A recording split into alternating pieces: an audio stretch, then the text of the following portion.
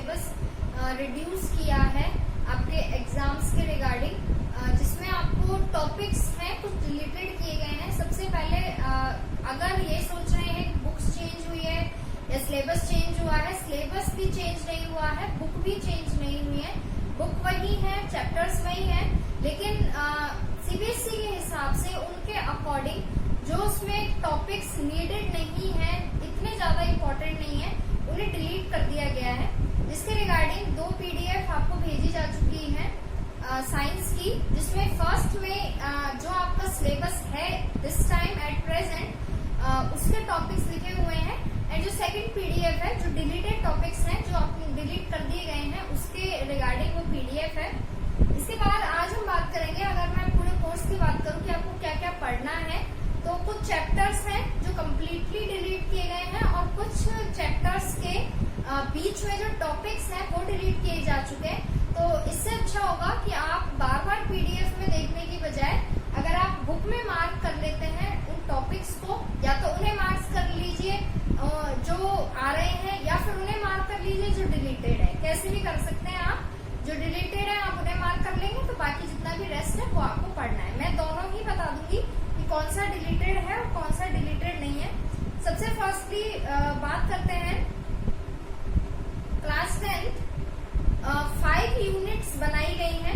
First unit का name है chemical substances nature and behaviour, जिसके अंदर आपके बुक के साइंस की बुक है सीबीएसई की, जिसमें आपके फर्स्ट टू 5th चैप्टर इसमें काउंट किया गया है। चैप्टर फर्स्ट है chemical reactions and equations, chapter second है acid base and salt, chapter third metal non metal, chapter 4 carbon and its compound, chapter 5 periodic classification of elements. पांचों chapters को मिला के एक यूनिट बनाई गई है जिसका नेम रखा है chemical substances nature and behaviour. Total marks 26 marks की ये यूनिट है, जो फर्दर आगे डिवाइड कर दिए जाएंगे पांचों चैप्टर्स में से। अब अगर हम इनकी बात करते हैं पांचों चैप्टर्स की, सबसे पहले आते हैं फर्स्ट चैप्टर पर केमिकल रिएक्शन एंड इक्वेशन। क्या क्या टॉपिक इसमें आ रहे हैं? Chemical equation, balance chemical equation, implication of a balance chemical equation, types of chemical reaction, combination, decomposition, displacement, double displacement, precipitation, neutralisation, oxidation and reduction. अब जब आप ये चैप्टर खोलेंगे तो आपको सारे टॉपिक चैप्टर्स में मिलेंगे, और चैप्टर फर्स्ट पूरा है कंप्लीट, आपको चैप्टर एज इट इज पढ़ना है, इसमें कोई भी टॉपिक डिलीट नहीं किया गया। इसके बाद आते हैं second chapter acid base and salt, जो मे भी आपने 8th क्लास में भी पढ़ा है। ये थोड़े बड़े स्केल पर है ये वाला चैप्टर इस क्लास में। They are definitions in terms of furnishing of H+ and OH- ions, general properties, examples and uses, concept of pH scale, definition related to logarithm not required. इसमें एक डेफिनेशन है logarithm की, वो not required है, तो वो जरूरी नहीं है अगर आप पढ़ें, सिर्फ आपको कॉन्सेप्ट ऑफ pH स्केल पढ़ना है only. Importance of pH in everyday life, preparation and uses of sodium hydroxide, bleaching powder, baking soda, washing soda and plaster of Paris। In short आपको ये सारे टॉपिक्स चैप्टर सेकंड में मिलेंगे। तो chapter first complete है, chapter second भी complete है। कोई भी topic chapter first and chapter second and आगे chapter 5 periodic classification of elements, तीनों कंप्लीट चैप्टर है। पीरियोडिक क्लासिफिकेशन में इसमें क्या क्या टॉपिक इंक्लूड किए हैं? Need for classification, early attempts is classification of element, Drobenian triads, Newland's law of octaves, Mendel's periodic table, modern periodic table, gradation in properties, valency, atomic number, and metallic and non-metallic properties। ये सारा इसमें conclude किया गया है। तो periodic classification of elements की chapter complete है, इसमें भी कोई टॉपिक डिलीट नहीं किया गया। इसके बाद आते हैं बीच में 2 chapter, chapter 3rd and chapter 4th, जिसमें से टॉपिक डिलीट किए गए हैं। चैप्टर 3rd है मेटल्स एंड नॉन मेटल्स। तो सबसे पहले हम चैप्टर 3rd पेज नंबर 37 पर है। आप सबसे पहले अपनी बुक खोलेंगे, पेज नंबर 37 से चैप्टर 3rd स्टार्ट हो रहा है। तो सबसे पहले चैप्टर 3rd में मेटल्स एंड नॉन मेटल्स में properties of metals and non metals जो हम पढ़ चुके हैं, रिएक्टिविटी सीरीज हमने पढ़ा है, and formation and properties of ionic compounds, formation and properties of ionic compounds भी हमने किया है। ये है पेज नंबर, रिएक्टिविटी सीरीज आपको मिलेगी पेज नंबर 45 पर। इसके बाद 48 पर है प्रॉपर्टीज ऑफ आयोनिक कंपाउंड्स। तो जब आप पेज नंबर 48 खोलेंगे तो आपको properties of ionic compounds topic मिलेगा जो यहाँ तक है, और इसके ब्लू क्वेश्चन। तो ये पूरा चैप्टर स्टार्टिंग से सिर्फ यहीं तक है। पेज नंबर 49 का जो हाफ पेज है सिर्फ आपको इतना ही पढ़ना है। इसके बाद ये जो टॉपिक स्टार्ट हो रहा है ऑक्यूरेंस ऑफ मेटल्स, यहाँ से आगे जितना भी है इसमें वो टॉपिक सारे डिलीट कर दिए गए। चैप्टर 3 हाफ ही आपके कोर्स में रखा है, और मैंने प्रीवियस वीडियो में जो चैप्टर 3 पढ़ाया था मेटल्स एंड नॉन मेटल्स, वो यहीं तक ही हमने करा है प्रॉपर्टीज ऑफ आयोनिक कंपाउंड्स। आगे हमने नहीं किया था क्योंकि इतना नीडेड नहीं था, इसलिए मैंने सोचा वो बाद में कराएंगे, लेकिन बाय योर लक सीबीएसई ने उसे डिलीट ही कर दिया है। दैट मीन हमारा 3rd चैप्टर है जो इस टाइम कंप्लीटेड है। इसके बाद आते हैं 4th चैप्टर पर। 4th चैप्टर में जो टॉपिक रखे गए हैं, 4th चैप्टर स्टार्ट होता है पेज नंबर 58 से।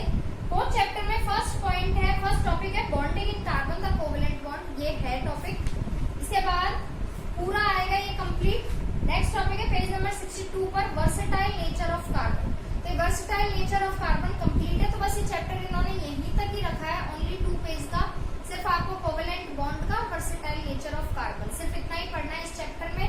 Alkene, alkene, alkyne, saturated, unsaturated, और हमने बहुत कुछ पढ़ा है इस चैप्टर में। एल्कोहल, कीटोन, कार्बोक्सिलिक, नोमेनक्लेचर और सारे chemical properties, combustion, oxidation, addition, substitution, ethanoic, ethanol और सोप एंड डिटर्जेंट सब कुछ डिलीट कर दिया गया है। ये चैप्टर सिर्फ रखा गया है ओनली पेज नंबर 62 तक। 62 पर टॉपिक है वर्सेटाइल नेचर ऑफ कार्बन। इसके बाद इसमें एक टॉपिक बीच में जोड़ा गया है, पेज नंबर 66 पर होमोलोगस सीरीज है। सिर्फ ये एक टॉपिक इंक्लूड है, ये आपको पढ़ना है होमोलोगस सीरीज। मे भी शायद मैंने ये वीडियो में नहीं बताया होमोलोगस सीरीज, तो इसका मैं एक अलग वीडियो बना दूंगी होमोलोगस सीरीज, और मे भी इसी वीडियो में एंड में आपको मिलेगा होमोलोगस सीरीज क्या है, मैं बुक में से ही आपको बता दूंगी। बाकी वर्सेटाइल नेचर ऑफ कार्बन तक आपको पुराने वीडियोस मिल जाएंगे चैप्टर 4 के। दैट मीन हमारा चैप्टर 3 एंड चैप्टर 4 कंप्लीटेड है। ये है यूनिट फर्स्ट। यूनिट फर्स्ट में 5 चैप्टर्स हैं। 1st, 2nd और 5th चैप्टर कंप्लीट है। 3rd और 4th चैप्टर हमने कर चुके हैं हम कंप्लीट, जितना भी उसमें पार्ट आएगा उतना हमने कर लिया है। इसके बाद आते हैं 2nd यूनिट जो इन्होंने बनाई है वर्ल्ड ऑफ लिविंग, जो हमारा बायो वाला पार्ट है उसमें इन्होंने बनाई है। सबसे पहले स्टार्ट करते हैं चैप्टर लाइफ प्रोसेस से, सबसे पहले स्टार्ट करते हैं। आप इसमें तो केमिस्ट्री वाले पार्ट में तो फिक्स है कि 1st, 2nd, 5th chapter complete है। आगे अब आप एक पेन पेपर कुछ भी ले सकते हैं और बुक में ही मार्क कर लेना आप। सबसे पहले स्टार्ट करते हैं अपने चैप्टर लाइफ प्रोसेस से। लाइफ प्रोसेस स्टार्ट होता है पेज नंबर 93 से। तो लाइफ प्रोसेस में क्या क्या टॉपिक इंक्लूड है? Living being, basic concept of nutrition. तो न्यूट्रिशन आपको मिलेगा पेज नंबर 95 पर। इसके बाद नेक्स्ट टॉपिक है रेस्पिरेशन। तो रेस्पिरेशन आपको मिलेगा पेज नंबर 101 पर। और इसके बाद ऐसा नहीं है कि 101 से पहले अब जितने भी टॉपिक हैं, heterotrophic nutrition, nutrition in human beings, अगर टॉपिक लिखा हुआ न्यूट्रिशन तो वहां आपको पूरा टॉपिक ही कंप्लीट करना है न्यूट्रिशन। तो रेस्पिरेशन नेक्स्ट टॉपिक है। इसके बाद transport and excretion in plants and animals. तो transport and excretion, transportation start होता है पेज नंबर 105 पर, और एक्सक्रिएशन स्टार्ट होता है पेज नंबर 110 पर। और इसके बाद हमारा चैप्टर कंप्लीट हो जाता है। दैट मीन आपका जो चैप्टर 6 है लाइफ प्रोसेस वो कंप्लीट आएगा। इसके बाद आते हैं चैप्टर 7 कंट्रोल एंड कोऑर्डिनेशन। तो पूरा जो चैप्टर है चैप्टर 7 कंट्रोल एंड कोऑर्डिनेशन, ये आपके कोर्स में से डिलीट कर दिया गया है, तो आपको चैप्टर 7 नहीं पढ़ना है। कंट्रोल एंड कोऑर्डिनेशन आप क्रॉस लगा सकते हैं, ये चैप्टर नहीं आएगा। इसके बाद आते हैं चैप्टर 8 पर। चैप्टर 8 है रिप्रोडक्शन टॉपिक है, और चैप्टर 8 का नेम है हाउ डू ऑर्गेनिजम्स रिप्रोड्यूस। तो ये चैप्टर में भी कंप्लीटेड है। Reproduction in animals and plants, asexual, sexual, reproductive health need, methods of family planning, safe sex और HIV AIDS, child bearing and women's health. तो ये चैप्टर कंप्लीट आएगा, आप इसे मार्क लगा लेना। चैप्टर 8 कंप्लीट है आपके कोर्स में। इसके बाद आते हैं चैप्टर 9 पर। चैप्टर 6 कंप्लीट है, चैप्टर 7 डिलीटेड है, चैप्टर 8 कंप्लीट है। अब आते हैं चैप्टर 9 पर। फिर चैप्टर 9 दो पार्ट्स में डिवाइडेड है, एक हेरिडिटी और एक इवोल्यूएशन। तो आपके कोर्स में हाफ चैप्टर रखा हुआ है, हेरिडिटी रखा है एंड इवोल्यूएशन डिलीट कर दिया गया है। तो आपको सिर्फ हेरिडिटी पढ़ना है। हेरिडिटी में आपको क्या पढ़ना है? Heredity, Mendel's contribution, law for inheritance of trait, sex determination and brief introduction. तो हेरिडिटी हमको पूरा पढ़ना है। हेरिडिटी चैप्टर स्टार्ट होता है पेज नंबर 143 से। हेरिडिटी टॉपिक है, इसमें आपको और पेज नंबर 146 पर सेक्स डिटर्मिनेशन है। तो ये जो 1 2 3 4 5 ओनली 5 पेजेस हैं जो आपको पढ़ने हैं। पेज नंबर 147 पर इवोल्यूएशन है, तो वहां से हमको नहीं पढ़ना है।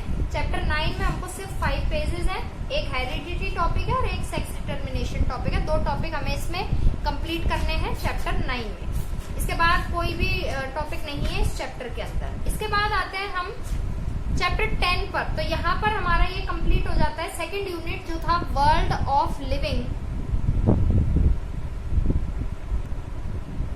तो यहाँ पर हमारा जो सेकंड यूनिट है वर्ल्ड ऑफ लिविंग, जो 23 मार्क्स का है, इसमें चैप्टर है हमारे, आपको ओनली चैप्टर 6 पढ़ना है, 7 नहीं पढ़ना है, 8 कंप्लीट करना है और 9 का half. That mean 2.5 chapter completed होंगे आपकी सेकंड यूनिट में, जो 23 मार्क्स की आएगी। इसके बाद जब हम यूनिट 3 स्टार्ट करते हैं, नेचुरल फिनोमेना, तो नेचुरल फिनोमेना में ओनली एक चैप्टर इंक्लूड किया गया है, चैप्टर 10, जो सबसे बड़ा और सबसे इम्पोर्टेंट चैप्टर है, जो अकेला ही 12 मार्क्स का है। तो इसमें है नेचुरल फिनोमेना में reflection of light by curved surface, image formed by spherical mirror. तो स्फेरिकल मिरर आपको मिलेगा पेज नंबर 161 पर। Centre of curvature, principal axis, principal focus, focal length, mirror formula, magnification. तो ये सारा आपको इस चैप्टर में मिलेगा। इसके बाद मिरर फॉर्मूला जो है, इसमें वैसे डेरिवेशन है नहीं, लेकिन इसमें भी लिखा हुआ है डेरिवेशन नॉट रिक्वायर्ड। तो डेरिवेशन आपके चैप्टर में नहीं है। इसके बाद आते हैं रिफ्रैक्शन पर, जो है पेज नंबर 171 पर। तो रिफ्रैक्शन भी आएगा आपके, refraction, law of refraction, reflective index. ये कंप्लीट आपको रिफ्रैक्टिव इंडेक्स मिलेगा पेज नंबर 174 पर, इसी चैप्टर में। इसके बाद refraction of light bye spherical lens, image formed by spherical lens, lens formula. अब लेंस फॉर्मूला है सबसे पहले पेज नंबर 176 पर आपको मिलेगा रिफ्रैक्शन बाय स्फेरिकल लेंस।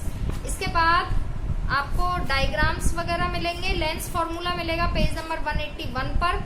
और इसके बाद टॉपिक है पावर ऑफ लेंसेज, जो है पेज नंबर 183 पर। और इसके बाद अपना चैप्टर कंप्लीट होता है। तो ये जो पूरा चैप्टर है, चैप्टर 10, ये आपको कंप्लीट पढ़ना है। इसके बाद आते हैं चैप्टर 11 पर। सॉरी, मैंने 3rd यूनिट में बोला था कि एक ही चैप्टर है। 3rd यूनिट में 2 चैप्टर इंक्लूड है, चैप्टर 10 एंड चैप्टर 11।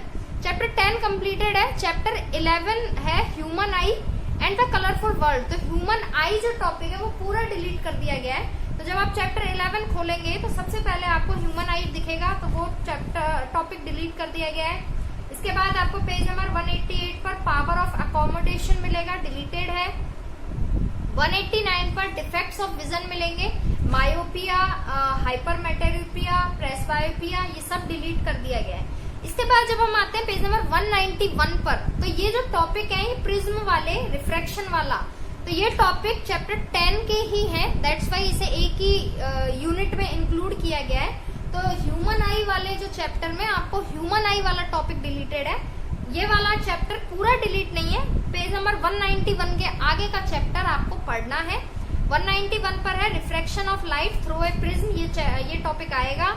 इसके बाद पेज नंबर 193 पर है dispersion of white light by a glass prism, ये टॉपिक भी आएगा।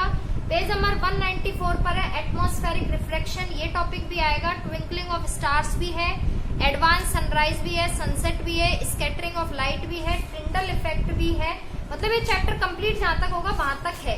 तो आगे के जो 2 टॉपिक हैं, एक तो effects of vision, defects of vision and human आई, दोनों टॉपिक डिलीट कर दिए गए। दैट मीन चैप्टर 10 और चैप्टर 11 दोनों को मिला के एक यूनिट बनाई गई है, 3rd यूनिट नेचुरल फिनोमेना, जो 12 मार्क्स की आएगी। तो इसमें ओनली ह्यूमन आई डिलीटेड है। इसके बाद आते हैं अपना चैप्टर नंबर 12 पर, जहां से अपना फिजिक्स पार्ट स्टार्ट होता है।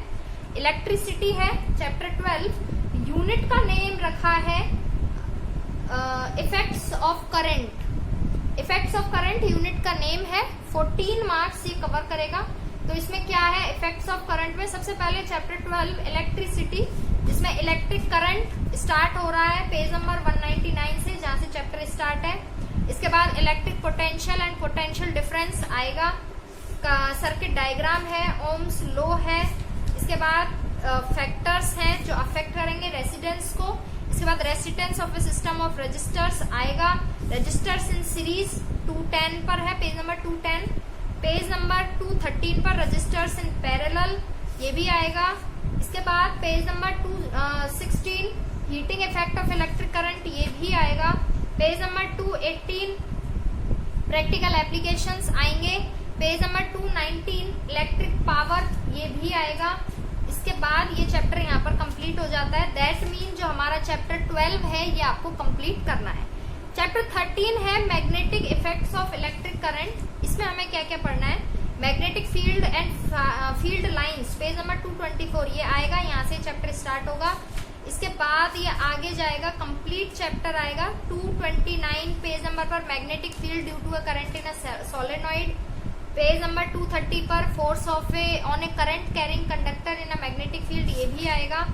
Electric motor at page number 232 पर, आपको ये याद रखना है, पेज नंबर 232 पर इलेक्ट्रिक मोटर है, ये आएगा। पेज नंबर 233 पर इलेक्ट्रोमैग्नेटिक इंडक्शन है, ये भी आएगा। लेकिन पेज नंबर 236 पर इलेक्ट्रिक जनरेटर है, ये टॉपिक नहीं आएगा। दैट मीन इलेक्ट्रिक जनरेटर से पहले का जो पूरा चैप्टर है ये आपको पढ़ना है, इलेक्ट्रिक जनरेटर तक। पेज नंबर 235 तक ये चैप्टर आपको पढ़ना है। इलेक्ट्रिक जनरेटर टॉपिक डिलीट कर दिया गया है। और पेज नंबर 237 पर डोमेस्टिक इलेक्ट्रिक सर्किट्स, ये टॉपिक भी, मतलब 2 पेज डिलीट कर दिए गए हैं। तो आपको चैप्टर 13 भी कंटिन्यू करना है, सिर्फ लास्ट के 2 टॉपिक नहीं है, इलेक्ट्रिक जनरेटर और domestic electric current circuits. That mean 12 and 13 chapter हो चुका है। तो ये है यूनिट 4। तो यूनिट 4 में 2 चैप्टर हैं, 12 एंड 13। 12 कंप्लीट है और 13 का सिर्फ लास्ट के टॉपिक डिलीट किए गए हैं। इसके बाद हमारी last unit, unit 5 natural resources, unit का नेम है, ओनली 5 मार्क्स की है, लेकिन पढ़ना इसे भी है। इसमें आपका सिर्फ नेचुरल रिसोर्सेज में ओनली एक चैप्टर है, आर एनवायरमेंट, जो डाला गया है चैप्टर 5 में। चैप्टर जो 14 है अपना sources of energy, complete deleted है, आपको कुछ नहीं पढ़ना है चैप्टर 14 में, तो आप चैप्टर 14 कंप्लीट डिलीट कर सकते हैं। चैप्टर 15 कंप्लीट आएगा, आर एनवायरमेंट इसमें रखा है। जो 5th यूनिट है वो ओनली आर एनवायरमेंट की ही यूनिट है। चैप्टर जो 16 है अपना sustainable management of natural resources. अब ये 16 चैप्टर ना तो इंक्लूडेड टॉपिक्स में दिया गया है और ना ही डिलीटेड टॉपिक्स में दिया गया है, तो इसलिए अच्छा होगा अगर आप ये 16 जो टॉपिक है, 16 चैप्टर, इसमें ऐसा कुछ है नहीं। एसएस वाला पार्ट है जो खेजड़ी के ट्रीज थे जो काटे गए थे खेजड़ी के विलेज में, आपने पढ़ी होगी ये कहानी, तो मे बी इतना कोई है नहीं। इसमें फॉरेस्ट के बारे में है, वाटर के बारे में है, डैम्स के बारे में है। तो क्योंकि इस चैप्टर का नेम भी नेचुरल रिसोर्सेज है और इस यूनिट का नेम भी नेचुरल रिसोर्सेज है, दैट्स वाई आप अच्छा होगा कि चैप्टर 16 भी थोड़ा पढ़ लेंगे, है 5 मार्क्स का ही। आर एनवायरमेंट आपको ज्यादा अच्छे से पढ़ना है, लेकिन चैप्टर 16 आप छोड़े नहीं, थोड़ा बहुत आप पढ़ लें। तो यहाँ पर अपना ये कंप्लीट होता है कोर्स। मैं एक बार जब आप वापस इंडेक्स पर आएंगे तब मैं आपको बता देती हूँ। चैप्टर 1 कंप्लीटेड है, चैप्टर 2 कंप्लीटेड है, चैप्टर 3 में हाफ चैप्टर है ऑक्यूरेंस ऑफ मेटल्स से पहले। चैप्टर 4 में versatile nature of carbon topic है, उससे उस तक है चैप्टर 4, और बाद में एक होमोलॉगस सीरीज एक अलग टॉपिक भी है जो आपको पढ़ना है, बाकी सब डिलीटेड है चैप्टर 4 में।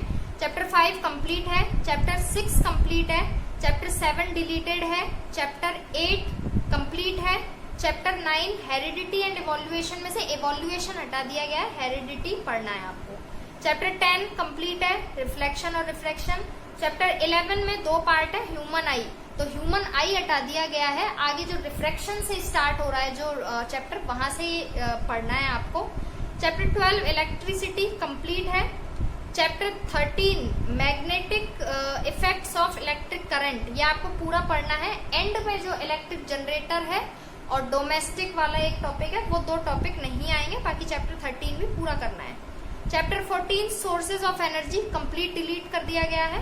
एंड चैप्टर 15 आर एनवायरमेंट आपको कंप्लीट पढ़ना है। चैप्टर 16 भी आप पढ़ लेंगे तो अच्छा होगा, बाकी अगर नहीं पढ़ेंगे तो ये यूनिट 5 मार्क्स की है, तो आर एनवायरमेंट में से ही आ जाएगा कुछ ना कुछ।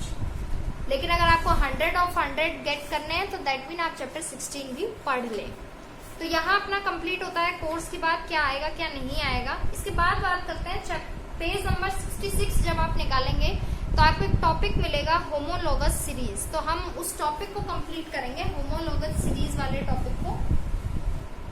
चैप्टर 60 पेज नंबर 66 पर ये टॉपिक है homologous series. You have seen that carbon atoms can be linked together to form chains of varying length। तो हम सभी को पता है कार्बन एटम चेन बनाता है, लिंक होते हैं और आपस में जो चेन है वो बन सकती है। In addition, hydrogen atom or atoms on these carbon chains can be replaced by any of the functional group। जब हमने फंक्शनल ग्रुप पढ़ा था तो वहां हमने पढ़ा था कि कोई भी फंक्शनल ग्रुप हम ऐड कर सकते हैं एक हाइड्रोजन एटम को हटा के। That we saw above, the presence of a functional group such as alcohol dictates the properties of the carbon compound regardless of the length of the carbon chain। For example, chemical properties of CH3OH, C2H5OH, C3H7OH and C4H9OH are all very similar। ये कह रहा है कि अगर आप हमने पढ़ा है एल्किल ग्रुप टॉपिक हमने कंप्लीट किया था, उसमें हमने पढ़ा था कि एक हाइड्रोजन एटम को हम हटा देते हैं, उसकी जगह कोई भी हम फंक्शनल ग्रुप जोड़ सकते हैं। अगर हम मेथिल ग्रुप में कोई भी फंक्शनल ग्रुप जोड़ रहे हैं तो वो आगे मेथिल ग्रुप होगा। एथेन में से एक हाइड्रोजन हटा के कोई फंक्शनल ग्रुप जोड़ेंगे तो वो एथिल ग्रुप होगा।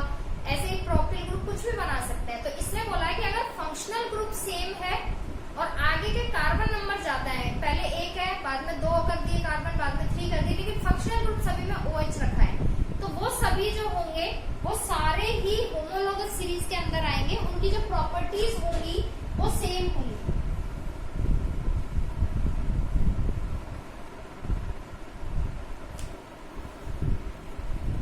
CH3OH यहाँ एक कार्बन है, C2H5OH 2 कार्बन है, एथेन से बनाया है, C3H7OH, C4H9OH और ऐसे ही सिमिलरली आगे आप कितने भी लिख सकते हैं एक एक कार्बन नंबर बढ़ा के। तो लेकिन सभी में जो फंक्शनल ग्रुप है OH वो सेम है। दैट मीन इन सभी की जो प्रॉपर्टीज होंगी वो बहुत ज्यादा सेम होंगी। Hence such a series of compounds, तो इसी को बोलते हैं होमोलॉगस सीरीज। होमोलॉगस सीरीज का मीन है कि ऐसे कंपाउंड्स की series which the same functional group substitute by hydrogen for hydrogen in a carbon chain is called a homologous series। That mean कि एक सीरीज में से एक ये मेथेन, एथेन, प्रोपेन, ब्यूटेन, हर सीरीज में से एक एक हाइड्रोजन हटा के अगर सेम फंक्शनल ग्रुप कोई भी जोड़े, OH नहीं, कोई भी फंक्शनल ग्रुप जोड़ा जाए, सिर्फ फंक्शनल ग्रुप सेम रहे और एक एक कार्बन की एक सीरीज बन जाए, तो ऐसी सीरीज को होमोलॉगस सीरीज बोलते हैं। और इन सीरीज में जो डिफरेंस होता है वो भी सेम होता है, एक एक कार्बन का और 2 हाइड्रोजन का ही डिफरेंस आपको मिलेगा। यहाँ से यहाँ पर एक कार्बन बढ़ रहा है और H3 से H5 हो गया, मतलब 2 हाइड्रोजन बढ़ रहे हैं। सिमिलरली यहाँ से यहाँ तक C2 से C3 एक कार्बन बढ़ा और 5 से 7 हो गया, दैट 2 हाइड्रोजन बढ़े। यहाँ से यहाँ तक एक कार्बन बढ़ा है और 7 से 9 हो गए, 2 हाइड्रोजन हो गए। दैट मीन अगर हम उन सभी का डिफरेंस निकालें और डिफरेंस सेम रहे, difference same, functional group same, तो ऐसी सीरीज को हम होमोलॉगस सीरीज बोलते हैं। तो अगर ये होमोलॉगस सीरीज टॉपिक है आपके कोर्स में, अगर ये आता है तो वहां आपको सिर्फ इसकी डेफिनेशन लिखनी है और एक एग्जांपल देके आपको समझाना है। तो डेफिनेशन इसकी यहीं से ही है, such a series of compounds in which the same functional group substitute for hydrogen in a carbon chain is called a homologous series. Example दिया है, let us look at the homologous series that we saw earlier in table 4.2। if we look at the formula of successive compounds, say CH4 and C2H6 दोनों में CH2 का difference है और C2H6 और C3H8 दोनों में CH2 का difference है। what is the difference between the next pair propane and butane? ऐसे ही आप प्रोपेन और ब्यूटेन में डिस्टेंस निकालेंगे, डिफरेंस CH2 का ही आएगा। ब्यूटेन से इसके बाद पेंटेन, उसमें जो डिफरेंस होगा वो भी CH2 का ही आएगा। Can you find out the difference in molecular masses between these pairs? आप सभी के बीच में molecular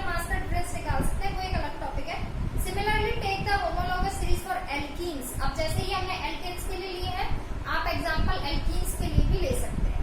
अगर आपका होमोलोगस सीरीज 2 मार्क्स का आता है, 1 मार्क का आता है ओनली डेफिनेशन, 2 या 3 मार्क्स का आता है डेफिनेशन विद एन एग्जांपल। लेकिन अगर लॉन्ग में आता है, मे भी नहीं आएगा, लेकिन अगर फिर भी लॉन्ग में आता है ये क्वेश्चन, तो आप एक एग्जांपल एल्केन का देना, उसे समझा देना, एक एग्जांपल आप एल्कीन का दे देना, एल्कीन की होमोलोगस सीरीज बना के, और एक एग्जांपल एल्काइन की होमोलोगस सीरीज बना के। इसके बाद है the first member of the series is ethene. हम सभी को पता है मेथीन और मेथाइन एग्जिस्ट नहीं करते हैं, जो हम पहले पढ़ चुके हैं, which we have already come across in section 4.2.1. What is the formula for ethene? The succeeding members have the formula. जो एथीन के फॉर्मूला होंगे वो होंगे C3H6। ये एल्केन के लिए था, C3H6 से इसे लिया है C4H8 और C5H10। तो इनमें सब में जो डिफरेंस होगा, इनमें भी सब में CH2 का ही डिफरेंस है। Do you see any relation between number of carbon and hydrogen atom in these compounds? तो एल्कीन्स का फॉर्मूला हम सभी को पता है CnH2n होता है, जितने कार्बन होता है हाइड्रोजन उससे डबल होते हैं। इसने सिर्फ वही बताया है। As the molecular mass increase in any homologous series, a gradation in physical properties is seen. जैसे जैसे molecular mass बढ़ता जाएगा, इन दोनों में प्रॉपर्टीज बहुत सेम होती हैं, इन दोनों में भी बहुत सेम होती है, थोड़ी अलग होंगी, इसमें अलग। तो जैसे जैसे मास बढ़ता जाएगा तो थोड़ी थोड़ी प्रॉपर्टीज भी अलग होने लग जाएंगी, लेकिन कुछ प्रॉपर्टीज सिमिलर रहती हैं होमोलोगस सीरीज में। This is because the melting and boiling points increase with increasing molecular mass, क्योंकि मेल्टिंग पॉइंट और बॉइलिंग पॉइंट चेंज होते रहते हैं, दैट्स व्हाई।